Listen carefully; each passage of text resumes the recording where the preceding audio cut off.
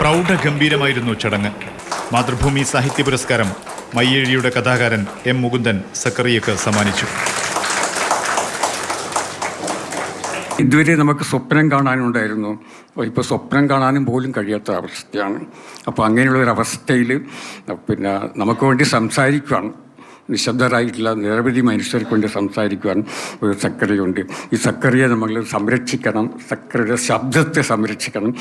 എഴുത്തുകൾക്ക് English പരിഭാഷയുണ്ടായിരുന്നുവെങ്കിൽ Zacharia ലോക നിലവാരത്തിലേക്ക് ഉയരുമായിരുന്നുവെന്ന് മാധ്യമപ്രവർത്തകൻ ശശികുമാർ. തക്കതായ ട്രാൻസ്ലേഷൻസ് മലയാളത്തിൽ നിന്നും ഇംഗ്ലീഷ് ഇല്ലാത്തതുകൊണ്ട് സക്കറിയ മാത്രമല്ല, അങ്ങനെ പല എഴുത്തുകാരും ലോകം വേണ്ടത്ര അറിയാതെ പോകുന്നു എന്നുള്ളത് വലിയൊരു നഷ്ടമാണ് മലയാള സാഹിത്യത്തിനും ലോക സാഹിത്യത്തിനും. ധൈഷണിക ലോകത്തെ നിരന്തരം പ്രകോപിപ്പിക്കുന്ന വാക്കുകളാണ് സക്കറിയുടേതെന്ന് എഴുത്തുകാരി മിനി PC.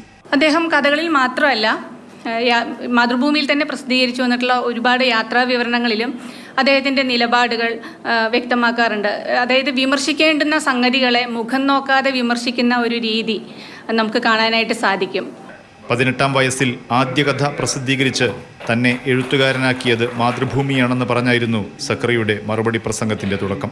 അധികാര രാഷ്ട്രീയത്തിൻ്റെ ധൃതരാഷ്ട്രാലിംഗനത്തിൽ നിന്ന് കുതറി അതിനെ പൗരാവകാശ ബോധത്തോടെയും നിഷ്പക്ഷമായും വിവേചനപൂർവ്വവും നോക്കിക്കാണുക എന്നുള്ളതാണ് എഴുത്തുകാരൻ്റെ സദാചാരം. സ്വേച്ഛാധിപത്യങ്ങൾ ആദ്യം ചെയ്യുന്നത് എല്ലാ തൂലികകളുടെയും, അവരുടെ കൂലി എഴുത്തുകാരുടേതൊഴിച്ചുള്ള എല്ലാ തൂലികകളുടെയും മുനയൊടിക്കുക എന്നുള്ളതാണ്. വർഗീയവാദങ്ങളെയും സ്വേച്ഛാധിപത്യ പ്രവണതകളെയും സങ്കുചിത ചിന്തകളെയും ഒളിഞ്ഞും തെളിഞ്ഞും പിന്തുണയ്ക്കുന്ന എഴുത്തുകാരും കലാകാരന്മാരും ഇന്ന് കേരളത്തിലുണ്ട്. സക്കറിയയുടെ മൂർച്ചയുള്ള വാക്കുകൾ. മാതൃഭൂമി ചെയർമാനും മാനേജിംഗ് എഡിറ്ററുമായ PV ചന്ദ്രൻ സ്വാഗതം പറഞ്ഞു. Managing director MV Shreyams Kumar അധ്യക്ഷത വഹിച്ചു.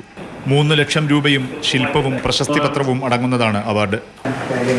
പുരസ്കാരദാന ചടങ്ങിന് ശേഷം സക്കറിയയും M മുകുന്ദനും ഉൾപ്പെടെയുള്ളവർ MT വാസുദേവൻ നായരെ കോഴിക്കോട്ടെ വസതിയിലെത്തി സന്ദർശിച്ചു. മാതൃഭൂമി ന്യൂസ്, കോഴിക്കോട്.